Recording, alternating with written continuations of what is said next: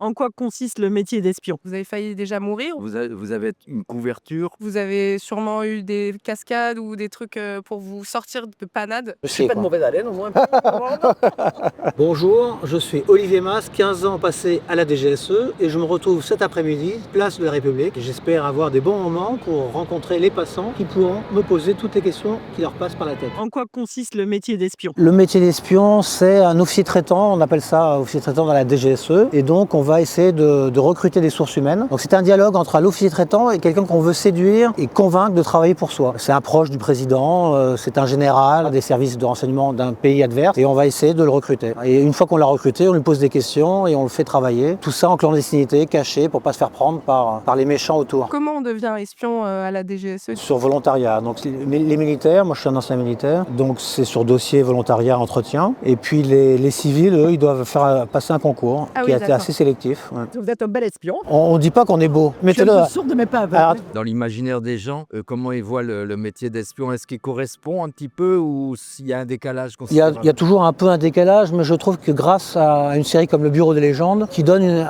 une image assez réaliste du métier, du coup maintenant en France, grosso modo, les gens comprennent un peu plus ce que c'est. Les films, James Bond et cetera, est-ce que c'est réaliste ou pas tant que ça? James Bond est un très mauvais espion. Et alors il est très utile, parce qu'on le met dans l'opération et tout le monde regarde James Bond. Et comme ça, on peut derrière travailler derrière lui et faire son vrai travail. Et il est trop voyant, il va dans les hôtels, il se présente James Bond. C'est pas bon ça. Vous considérez quoi comme film d'espion réaliste? Il y en a un au-dessus de tous pratiquement, c'est Les Patriotes d'Éric Rochant. C'est un film des années 2000. C'est vraiment, on le montre aux élèves, aux stagiaires DGSE dans leur formation en interne. C'est quelque chose qu'on montre pour voir toute une manipulation, un recrutement, un travail d'environnement. Parce que même votre identité, c'est par rapport à c'est la DGSI DGSE, pardon, qui vous l'a fournie? La légende que l'on construit, c'est souvent l'agent lui-même qui construit sa propre légende. Comme ça, il se sent bien. Son nom de légende, on fait des propositions et ensuite on va checker que le nom qu'on propose, il n'y a pas un dossier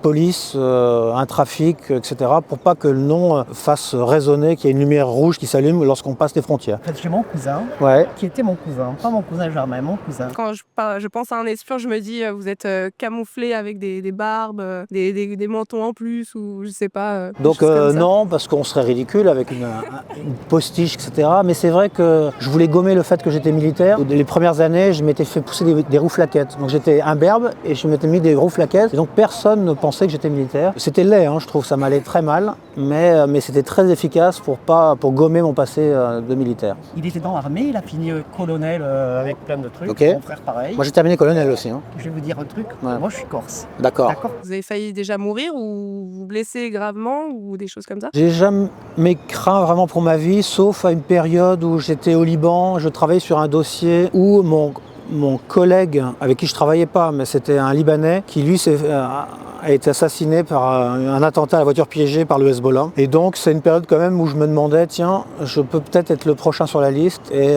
pendant les 15 jours qui ont suivi cet attentat, je regardais sous la voiture de mon 4x4 pour savoir s'il n'était pas piégé. J'allumais le contact, ouf, c'est bon, encore une journée de plus. Et donc ce cousin, il était dans le deuxième bureau. Ah ouais, les renseignements Il ne le disait à militaires. personne ne savait. Ah, personne. Mais on l'a su. Mais c'était pas quelqu'un de très gentil. C'est pour ça que je viens vous voir. J'espère que vous êtes plus gentil que lui. Est-ce que votre vie ne peut pas être en danger à certains moments comme vous êtes?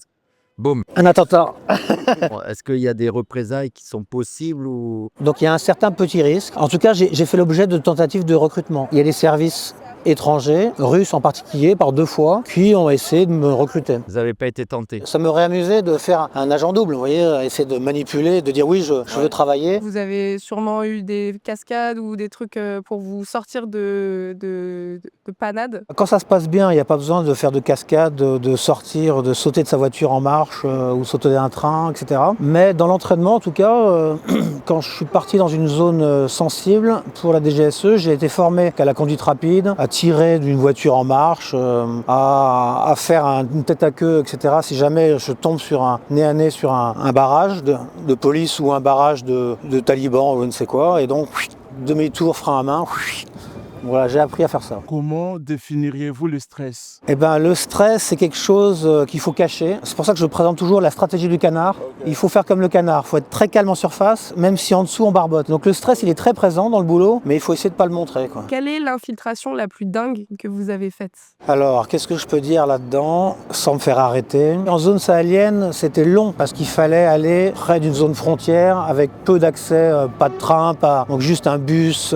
Donc c'était une mise en place qui était longue, où je traversais le pays, de la zone d'infiltration. Je passais de 4x4 en 4x4, au milieu du désert. Donc ça, c'était une belle infiltration et qui a pris du temps. Et plus je montais au nord de ce pays, plus c'était compliqué, plus j'étais le seul blanc, plus j'étais regardé, plus c'était compliqué de... Ouais, donc ça, c'était une belle infiltration, ça. Est-ce qu'il faut être manipulateur professionnel? Il ne faut pas recruter des manipulateurs, des gens tordus. Parce qu'on a l'impression que c'est un métier tordu, manipulateur, mais au contraire, c'est un métier où il faut inspirer la confiance et on ne trahit pas ses collègues, on ne trahit pas sa hiérarchie. On est envoyé à des milliers de kilomètres. Si on ne peut pas faire confiance à l'agent, c'est catastrophique. Il faut ne pas aimer mentir, il faut être prêt à mentir pour le bien du service, le bien de la France. Comment on fait pour vraiment faire la part du vrai et du faux quand on vit dans un monde où presque on ne sait plus où est la vérité, quoi? Excellente question. Et donc du coup, la confiance, elle n'est pas acquise et on va travailler sur le renseignement qu'ils nous donnent. Toujours se poser la question, est-ce que c'est vrai ou est-ce que c'est faux? Et puis on va recouper. Tu nous donnes un renseignement, un numéro de téléphone d'un général russe, et ben on va le mettre en interception, ce numéro de téléphone, et on va voir si c'est effectivement sur un général. Et donc là, on dit, ah bah oui, il nous a donné un numéro qui est vrai, qui marche, qui fonctionne. Et donc du coup, on crée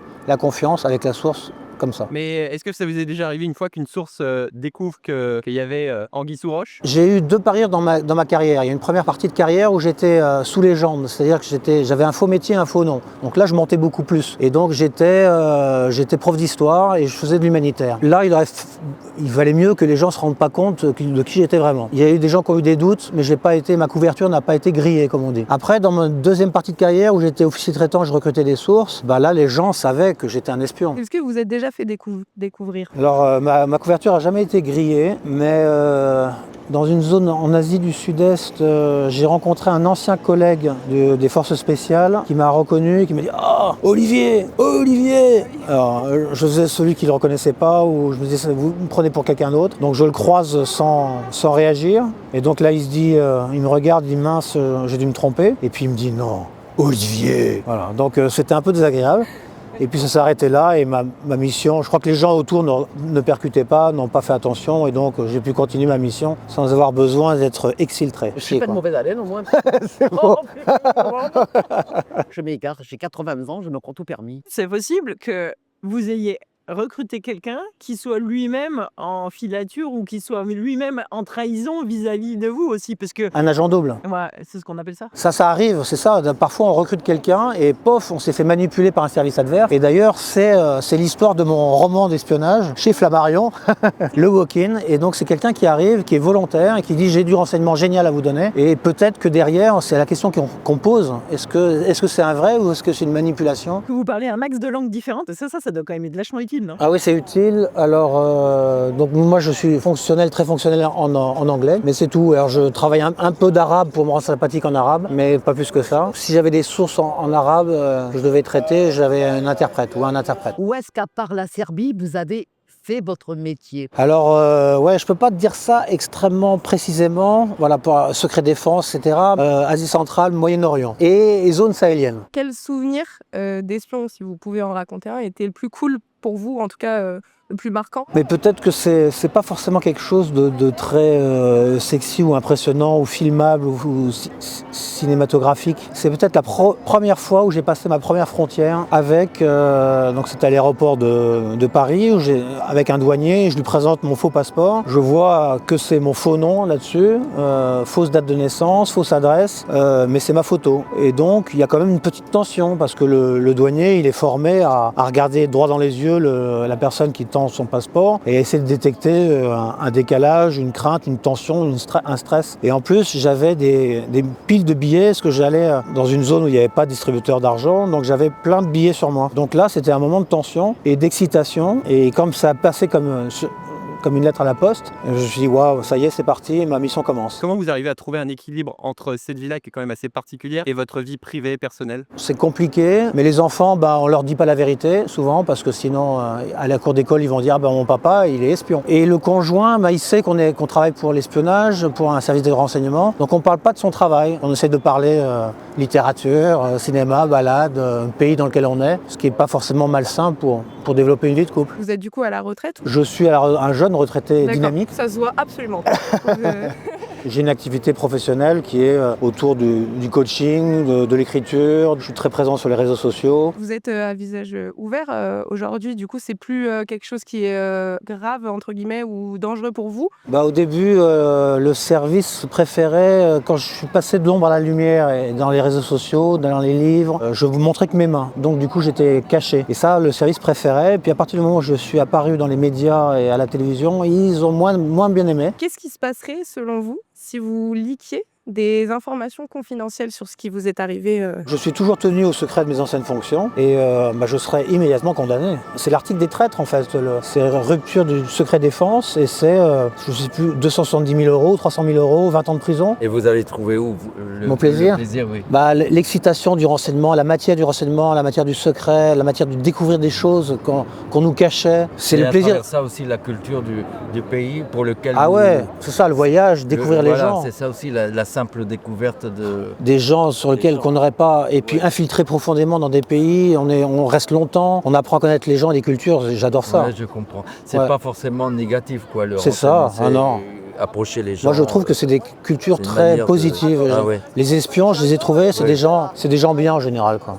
Qu'est-ce que ça fait de revenir à la vie normale? Ouais, bonne question. C'était pas naturel. Je me demandais comment ça allait se passer. J'avais fait mon choix, j'étais prêt. Je voulais arrêter, passer à autre chose pour une vie de famille. Mais c'était un peu comme une libération, dans le sens, une prise de conscience que je débranchais l'adrénaline. Et là, je me suis aperçu que je n'avais pas de vie sociale, quoi. Je ne m'étais pas fait d'amis parce que je devais dire que je faisais autre chose, un métier pas passionnant pour pas qu'on me pose de questions. Et donc, je me suis aperçu que j'avais dû mettre un mouchoir sur pas mal d'activités humaines importantes dans son développement personnel. J'ai adoré ce que j'ai fait, si c'était à refaire, je le ferais, mais quand même, c'est ça. Donc là, en arrêtant, c'est une prise de conscience. Vous diriez quoi à un gamin qui vous dirait « Moi aussi, je vais être espion, comment on fait ?» Je lui dis très bien, c'est un métier très particulier, il faut le faire avec passion, il y a des contraintes, mais tu peux t'éclater, mais renseigne-toi avant pour être bien sûr de c'est ça que tu veux faire, et go quoi. À mentir aux parents déjà, pour commencer, pour s'exercer quoi. Ils n'ont pas besoin de ça, hein. Les enfants ils arrivent très vite. Moi, je me fais manipuler par mes propres enfants. Et bien voilà, terminé cette